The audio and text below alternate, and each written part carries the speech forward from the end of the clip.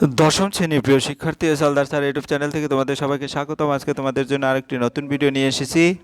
গণিত মডেল প্রশ্ন 2026 set number 1, অর্থাৎ প্রথম পর্যায়ক্রমিক মূল্যায়নের 2026-এর জন্য সেট নম্বর 1 40 মার্কের একটি স্কুলের প্রশ্ন। আমি বিশ্লেষণ সহ সম্পূর্ণ সমাধান দেখাবো। আসলে তোমরা অলরেডি মাধ্যমিক পরীক্ষার দ্বার প্রান্তে, অর্থাৎ 9 থেকে 10-এ উত্তীর্ণ হয়েছো। আস্তে আস্তে তোমরা ফার্স্ট ইউনিট টেস্ট দেবে, সেকেন্ড ইউনিট টেস্ট দেবে এবং ফাইনালি টেস্ট দেবে। পরেই কিন্তু মাধ্যমিক পর্যায়ে তোমরা পরীক্ষা দেবে। কাজে এখন থেকে মাধ্যমিকের দিকে মূল্যায়ন বা মাধ্যমিকের প্রতি গুরুত্ব দিয়ে তোমরা এখন থেকে যদি ভালো করে পড়াশোনা করো, তাহলে মাধ্যমিক পরীক্ষা ভালো একটা রেজাল্ট হবে।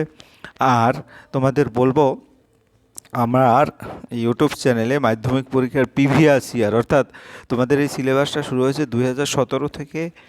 তাই 2017 থেকে 2025 পর্যন্ত সকল প্রশ্ন এবং তার বিশ্লেষণ সহ উত্তর আমি আমার ইউটিউব চ্যানেলে দিয়ে দিয়েছি একটার পর একটা। তোমরা আমার ইউটিউব চ্যানেলে গিয়ে সেই ভিডিওগুলিও দেখে আসতে পারবে। আর মাধ্যমিক পরীক্ষায় দেখো, যারা ফার্স্ট সেকেন্ড থার্ড হয়েছে, আসলে তাদের বিশেষত্ব কী, তারা কেন ভালো রেজাল্ট করছে বা তুমি কেন পারবে না। তাইলে এর যদি একটু ভালোভাবে বিশ্লেষণ করে দেখো, আসলে তাদের টাইম ম্যানেজমেন্টটা ছিল একবারে ফার্স্ট টু লাস্ট ঠিকঠাক, অর্থাৎ তারা যতটুকু পড়তো দৈনিক একটা যে কন্টিনিউয়াস যে ধারা, সেটা তারা ঠিক রাখতো। আর দ্বিতীয়ত টেক্সট বইটাকে তারা বেশি মূল্যায়ন দিত। তোমরা এই কারণে টেক্সট বইটা ভালো করে গুরুত্ব দিয়ে পড়াশোনা করবে এবং যত পারো যে চ্যাপ্টারেই পড়ছো ওই চ্যাপ্টারের বিভিন্ন স্কুলের স্ট্যান্ডার্ড মানে যে প্রশ্ন আছে, সেই প্রশ্নগুলি একটু ফলো করা। কারণ ফলো করলে কি হয়, যেমন দেখা গেছে তুমি যখন পড়বে তখন দেখবে ও কোন অঙ্কের প্রতি বেশি গুরুত্ব দিয়েছে বা কোন অঙ্কটা বিভিন্ন স্কুলে এসেছে, মাধ্যমিকে এসেছে, সেইটা কিন্তু তোমার বেশি গুরুত্ব দিয়ে সাথে সাথে পড়বে।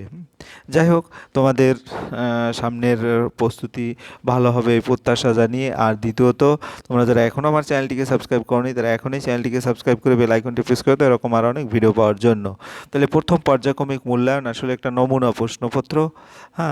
এটা তোমাদের বইয়ের পেছনে যে প্রশ্নটা আছে সেখানেও কিন্তু তোমরা দেখতে পাবে। যাই হোক, এখানে এক এক করে 8টি প্রশ্ন আছে। 1 নম্বরে এমসিকিউ আছে 6টি এমসিকিউ আছে। 2 নম্বরে 2 মার্কের প্রশ্ন আছে। 3 নম্বরে তোমার কি হলো 5 মার্কের প্রশ্ন আছে। 4 নম্বরে 3 মার্কের প্রশ্ন, 5 নম্বরে 4 এবং 6 নম্বরে হচ্ছে 3 মার্ক, 7 নম্বরে হচ্ছে 5 মার্ক, এটা একটা উপপাদ্য, এবং 8 নম্বরে দেখা গেছে বৃত্তাকার যে একটা অঙ্ক, এটাকে বলে পরিমিতি। যাই হোক, এই নিয়েই তোমার যে প্রশ্ন, আমরা 1 নম্বর প্রশ্নের সরাসরি সমাধান দেখব। বার্ষিক একেই তার একবারে গোটা প্রশ্নটা আমরা একটু দেখে আসি। 2 নম্বর, 3 নম্বর, 4 নম্বর করে আমরা সরাসরি এখন 1 নম্বর প্রশ্ন দেখব। বার্ষিক একই সুদের হারে চক্রবৃদ্ধি সুদ এবং সরল সুদ সমান হয়, তাহলে সেটা কত? অপশনগুলি যদি দেখি, 1 বছরে। 1 বছরে কেন? বার্ষিক একই সুদের হারে চক্রবৃদ্ধি সুদ এবং সরল সুদ সমান হয়। যেমন বার্ষিক একই হারে 2 বছরে compound interest is greater than simple interest. 1 বছরে compound interest is greater equal simple interest, কারণ 1 বছরে চক্রবৃদ্ধি সুদের উপর সুদ হয় না। যাই হোক, সঠিক উত্তরটি 1 বছর। এরপরের প্রশ্ন 2 নম্বরের, 5 বছর আসল ও সরল সুদের অনুপাত 10:3 হলে বার্ষিক শতকরা সরল সুদের হার। আমরা যদি দেখি এটা কীরকম হবে, এটা হচ্ছে তোমার কি হলো 5 বছরে আসল ও সরল সুদের অনুপাত 10:3। তাই বার্ষিক শতকরা সরল সুদের হার কত? ধরি আসল 10x টাকা, যেহেতু এখানে অনুপাত 10:3 এবং সুদ হচ্ছে 3x। সরল সুদের হার আমরা জানি simple interest equal PRT divided 100। এখানে P হচ্ছে 10x, আর হচ্ছে R ইন্টু 5 ডিভাইডেড 100, আর সিম্পল ইন্টারেস্ট 3x। এখান থেকে নর্মালি ক্যালকুলেশন করলে, কাটাকাটি করলে, অর্থাৎ 6% হবে উত্তর। এরপর আমরা চলে যাবো পরের প্রশ্ন। পরের প্রশ্ন কি বলেছে? পরের প্রশ্ন হচ্ছে তোমার এইটা সি। তো নিচের কোনটি দ্বিঘাত সমীকরণ নয়? আমরা যদি একটু দেখি,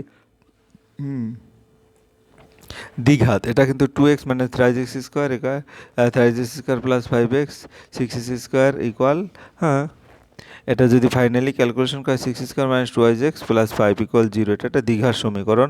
আর বাকিগুলি আর এটাও কিন্তু দ্বিঘাত সমীকরণ, কারণ 2x² 12x প্লাস 19 পাওয়ার যদি জোর থাকে এটা দ্বিঘাত নয়, কারণ এখানে পাওয়ার এক্সের স্কোয়ার নেই। কাজে 3 নম্বর, আর বাকিটাও দ্বিঘাত। এরপর আমরা চলে যাব পরের প্রশ্ন, অর্থাৎ এইটা দ্বিঘাত নয়। যদি 4x² প্লাস 6kx প্লাস 9 দ্বিঘাত সমীকরণে বীজদ্বয় সমান হয়, তবে কে এর মান, কে এর মান কত বলছে।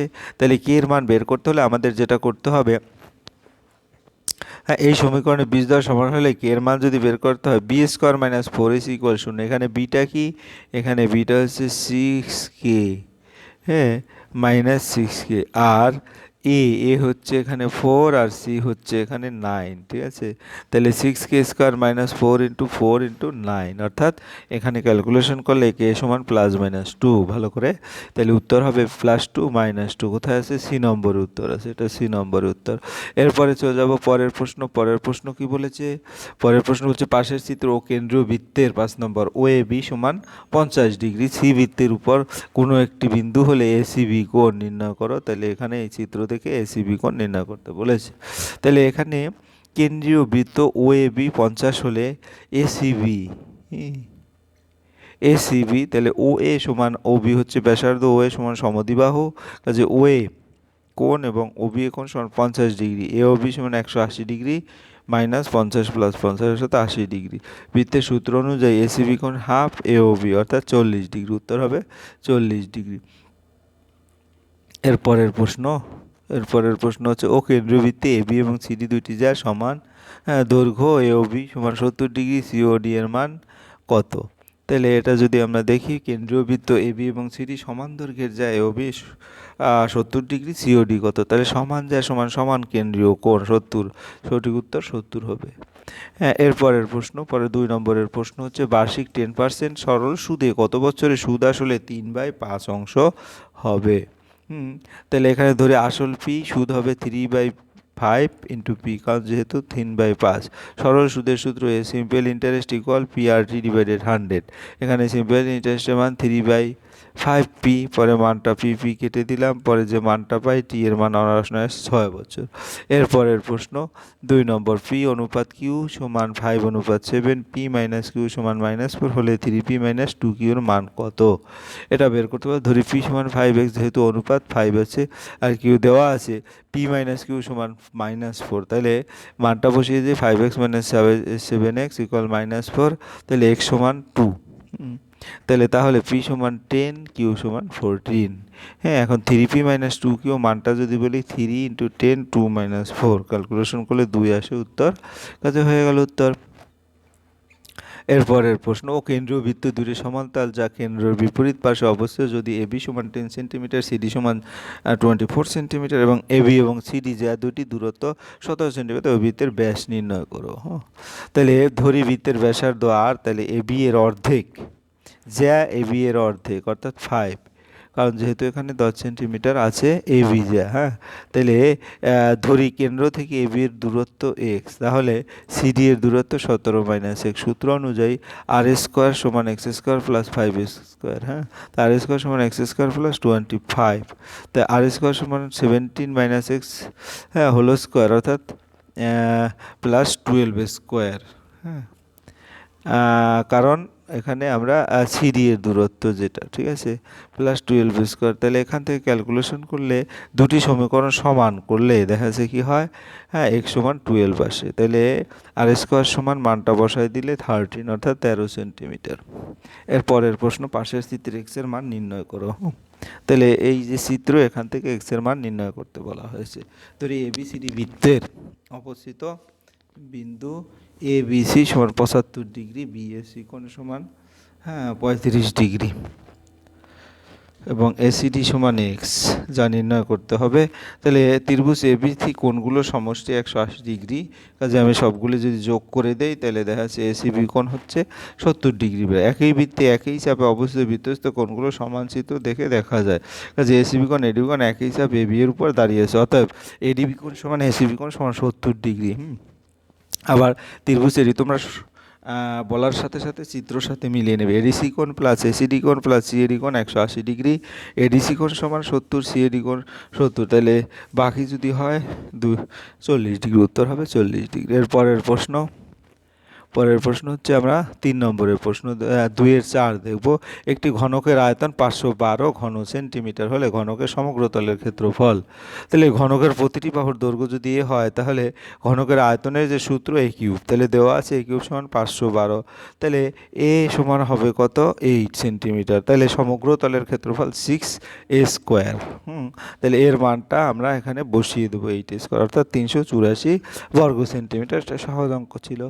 এরপরের প্রশ্ন হ্যাঁ 3 নম্বরের সরাসরি প্রশ্ন যদি আমরা দেখি, বার্ষিক 10% চক্রবৃদ্ধি সুদের হারে কত বছরে 1/10 সূত্র 1 লক্ষ টাকার সমূল চক্রবৃদ্ধি 1,33,100 টাকা হবে। তা আমরা যদি বছর বের করতে চাই তাহলে আসল হচ্ছে পি সমান 1 লক্ষ, পরিমাণ অ্যামাউন্ট যেটা টোটাল আর কি 1,33,100 টাকা। তাহলে বার্ষিক সুদের হার আর হচ্ছে 10% সময় n বছর। চক্রবৃদ্ধি সুদের যে সূত্র এ সমান P into 1 plus R divided 100 to the power n। এখন মানটা বসিয়ে দিই, সব জায়গায় মানটা বসানোর পরে ক্যালকুলেশন করলে 1.331 equal 1.1 two the power n, and 1.1 two the power 3 equal 1.1331, কাজে n সমান 3। চূড়ান্ত উত্তর হচ্ছে 3 বছর। এরপর আমরা চলে যাব, একটি গাছের উচ্চতা প্রতি বছর 20% হারে বৃদ্ধি পায়। গাছটির বর্তমান উচ্চতা 28.8 মিটার হলে 2 বছর আগে গাছটির উচ্চতা কত ছিল নির্ণয় করো। হ্যাঁ, তাহলে প্রদত্ত বর্তমান উচ্চতা 28.8 মিটার, বার্ষিক সুদে বৃদ্ধির হার 20%, সময় 2 বছর, ধরি 2 বছর আগে গাছটির উচ্চতা s মিটার। তাহলে বৃদ্ধির ক্ষেত্রে বর্তমান উচ্চতা প্রাথমিক উচ্চতা into 1 plus R divided 100 to the power n। হ্যাঁ, তাহলে এখানে 28.8 ইকুয়াল এইচ ইন্টু মানগুলি বসিয়ে দিয়ে ক্যালকুলেশন করলে দেখা যাচ্ছে এই সমান 20। চূড়ান্ত উত্তর হবে 20 বছর। এটা ক্যালকুলেশন সম্পর্কে একটু এক্সপার্ট হলেই হবে। তারপরে সমাধান করো 4 নম্বর, 2x plus 1 plus 3/2x plus 1 equal 4। এখান থেকে x এর মান বের করতে হবে। তাহলে এখানে যদি 2x প্লাস 1 সমান y ধরা হয়, y প্লাস 3/y সমান 4, y square minus 4y plus 3 equal 0। তাহলে এখানে যদি মিডল টার্ম করি y square minus 3y minus y plus 3, পরে এটাকে যদি কমন নেই y মাইনাস 3, তারপরে 1 কমন নিলে y মাইনাস 3, ঠিক আছে। তাহলে এভাবে একটা সমাধান চলে আসবে, y ইকুয়াল 1 y ইকুয়াল 3। তাহলে এখন y এর মান আমার ধরা হচ্ছে 2x প্লাস 1 সমান y, তাহলে y এর পরিবর্তে যদি 1 বসাই তাহলে x এর মান 0 হয়ে যাবে। y এর পরিবর্তে যদি 3 বসাই তাহলে তোমার ইয়ে হলো x সমান 1 হবে, ঠিক আছে। এরকম দুটো উত্তর হবে, 0 আর 1। পরের প্রশ্ন হচ্ছে 1/x minus 2 x minus 4 plus 1 এরকম করে আছে। এটা কিন্তু 1 নং চ্যাপ্টারের যে প্রশ্ন সেটা আর কি আংশিক ভগ্নাংশ রূপে প্রকাশ করে তারপরে সমাধান করতে হবে। আসলে এটা তোমাদের প্রথমে এখনই পারবে না, এটা একটু দেখে নাও, পরবর্তীতে স্ক্রিনশট দিয়ে রাখো, পরবর্তীতে এটা যখন আংশিক ভগ্নাংশ সম্পর্কে পুরো আইডিয়া আসবে তখন তোমরা ঠিকই এটা করতে পারবে। এরপরে 5 নম্বর, ষোলতা একটি সমকোণী ত্রিভুজ এঁকেছে যার অতিভুজের দৈর্ঘ্য 13 সেন্টিমিটার, অপর একটি বাহুর দৈর্ঘ্য 7, বাহুর দৈর্ঘ্যের অন্তর 7। ষোলতার আঁকা সমকোণী ত্রিভুজের অপর দুটি বাহুর দৈর্ঘ্য নির্ণয় করো। তাহলে যদি বলি ষোলতা একটি ধরি সমকোণী ত্রিভুজের 2 লম্ব বাহু x centimetre x plus 7 centimetre, অতিভুজ হচ্ছে 13 সেন্টিমিটার। পৃথক আছে সূত্র অনুসারে আমরা জানি লম্ব স্কোয়ার প্লাস ভূমি স্কোয়ার অর্থাৎ অতিভুজ বাদে দুইটার স্কোয়ারের যোগফল হচ্ছে 13 স্কোয়ার। এখান থেকে ক্যালকুলেশন করলে x square plus 7x minus 60। তাহলে এটা যদি আমি মিডল টার্ম করি 5-12 60 অর্থাৎ x square plus 12x minus 7x minus 5x minus 5x minus 60। এরপরে ক্যালকুলেশন করলে এরকম মান আসবে, ঠিক আছে। তাহলে x সমান 5 ধনাত্মক, অতএব অপর দুই বাহু 5 সেন্টিমিটার 12 সেন্টিমিটার। এরপরের প্রশ্ন এরপর প্রশ্ন, যদি দুই অঙ্কের একটি ধনাত্মক সংখ্যাকে উহার এককের ঘরের অঙ্ক দিয়ে গুণ করলে গুণফল 189 হয়, দশকের ঘরে অঙ্ক এককের ঘরের অঙ্কের দ্বিগুণ হয়, তবে এককের ঘরের অঙ্কটি নির্ণয় করো। ধরি এককের অঙ্ক x, দশক অঙ্ক 2x, সংখ্যাটি হবে 10 × 2x প্লাস h অর্থাৎ 21x। 21x × x ইকুয়াল 189, তাহলে 21x square 189, x square equal 9, x সমান 3, এককের অঙ্ক হচ্ছে 3। এরপরের অঙ্ক এ বি সি ডি ক্রমিক সমানুপাতি হলে প্রমাণ করো a square plus B square plus C square, এরকম একটা প্রমাণ করতে বলেছে। তাহলে ক্রমিক সমানুপাতি এ বাই বি সমান বি বাই সি সমান সি বাই ডি সমান কে ধরি, হ্যাঁ ধরি এ সমান এক্স, বি সমান এক্স আর, সি সমান এক্স আর স্কোয়ার, ডি সমান এক্স আর কিউব। এখন টোটালি মানটা বসিয়ে দিলে দেখা যাচ্ছে লেফট হ্যান্ড সাইডে X to the power 4 R square এরকম আসে এবং রাইট হ্যান্ড সাইডে X to the power 4 R square এরকম আসে, অতএব left hand side equal right hand side প্রমাণিত। এরপরের প্রশ্ন খ নম্বর, এ সমান √5 প্লাস 1 ডিভাইডেড √5 মাইনাস 1 এবং বি সমান 1 হলে A by B plus B by এর মান নির্ণয় করো। তাহলে যেহেতু এ বি সমান 1 তাই বি সমান 1 বাই এ। এখন এটা ক্যালকুলেশন করলে কি দাঁড়ায়, তোমার এখান থেকে প্রথমে এ সরল করি, এতে সরল করলে দেখা 6 প্লাস 2√5 ডিভাইডেড 4, অর্থাৎ নিচে যে চিহ্নটা আছে তার উল্টা চিহ্ন দিয়ে গুণ করতে হয়, হ্যাঁ তারপরে স্কোয়ার হবে গিয়ে হলো 7 প্লাস 3√5 ডিভাইডেড 2, অর্থাৎ 1 বাই স্কোয়ার হবে এইটা। তাহলে স্কোয়ার প্লাস 1 বাই স্কোয়ার হচ্ছে 7, উত্তর 7। এরপর আমরা চলে যাব পরের 7 নম্বরের প্রশ্ন, প্রমাণ করা যে কোনো বৃত্তের একই চাপের দ্বারা গঠিত সম্মুখে কেন্দ্রস্থ কোনো বৃত্তের দ্বারা গঠিত যে কোনো বৃত্তস্থ কোণের দ্বিগুণ, অর্থাৎ এটা একটা উপপাদ্য 34। তাহলে উপপাদ্য 34টা তোমরা ভালো করে পড়ে নিবে, ঠিক আছে। এরপরে আমরা চলে যাব পরের, যেটা প্রমাণ করো যে ব্যাস নয় এরূপ কোনো জ্যাকে যদি বৃত্তের কেন্দ্রগামী কোনো সরলরেখা সমদ্বিখণ্ডিত করে তাহলে ওই সরলরেখা জ্যার উপর লম্ব। হ্যাঁ এটা উপপাদ্য 33, এটাও তোমরা ভালো করে পড়ে নিবে, হ্যাঁ এটা তো সহজ আছে। তারপরে 8 নম্বরের প্রশ্ন, 21 ডেসিমিটার দীর্ঘ, 11 ডেসিমিটার প্রশস্ত এবং 6 ডেসিমিটার গভীর একটি চৌবাচ্চার অর্ধেক জল পূর্ণ আছে। এখন ওই চৌবাচ্চায় যদি 21 সেন্টিমিটার ব্যাস এবং 20 সেন্টিমিটার উচ্চতার 100টি লোহার নীরের চোঙ সম্পূর্ণ ডুবিয়ে দেওয়া হয় তবে জলতল কত ডেসিমিটার উপরে উঠে আসবে। তাহলে এখান থেকে চৌবাচ্চার ক্ষেত্রফল, হ্যাঁ দৈর্ঘ্য গুণ প্রস্থ 21 × 11, অর্থাৎ এই দুটোর গুণ। তাহলে 231 বর্গ ডেসিমিটার। একটি চোঙের আয়তন পাই আর স্কোয়ার এইচ, যেটা সূত্র সিলিন্ডার, হ্যাঁ তাই পায়ের মান 22/7, মানগুলি একা করে বসিয়ে দিলে 100টি মোট আয়তন 693 ডেসিমিটার। হ্যাঁ জলতলের উচ্চতা বৃদ্ধি 693 ডিভাইডেড 231, 3, তাহলে উত্তর হবে 3 ডেসিমিটার। এরপরের প্রশ্ন, একটি নিরেট লম্ব বৃত্তাকার চোঙের উচ্চতা ভূমির ব্যাসার্ধের দৈর্ঘ্য অনুপাত 3:1, চোঙটির আয়তন 1029 পাই ঘন সেন্টিমিটার, চোঙটি সমগ্র তলের ক্ষেত্রফল। তাহলে এখানে ধরি ব্যাসার্ধ আর, তাহলে উচ্চতা 3 আর হবে কারণ অনুপাত যেহেতু আছে, তাহলে 1/3 পাই আর স্কোয়ার আয়তন এটা। তো এখান থেকে ক্যালকুলেশন করে আর সমান 7 পাবো, উচ্চতা 21, সমগ্র তলের ক্ষেত্রফলের সূত্র পাই আর × এল প্লাস আর। তাহলে এল সমান আবার √r² প্লাস এস স্কোয়ার 49 এবং 441, অর্থাৎ 7√10। তাহলে তোমার যেটা চোঙটির সমগ্র তলের ক্ষেত্রফল যেটা, সেটা পাই, যে মানটা আমরা বসাবো ×7, সমস্ত মানগুলি বসে ক্যালকুলেশন করলে 49π10+1 বর্গ সেন্টিমিটার। এই ছিল তোমাদের সামগ্রিক প্রশ্ন এবং তার উত্তর বিশ্লেষণ। আশা করি ভিডিওটি মনোযোগ সহকারে দেখলে কি পড়তে হবে না পড়তে হবে তোমরা একটা আইডিয়া পাবে। পরিশেষে বলবো, ভিডিওটি দেখার জন্য অসংখ্য ধন্যবাদ। ভিডিওটি ভালো লাগলে লাইক কমেন্ট শেয়ার করতে ভুলবে না। আজ এই পর্যন্তই, ধন্যবাদ সবাইকে।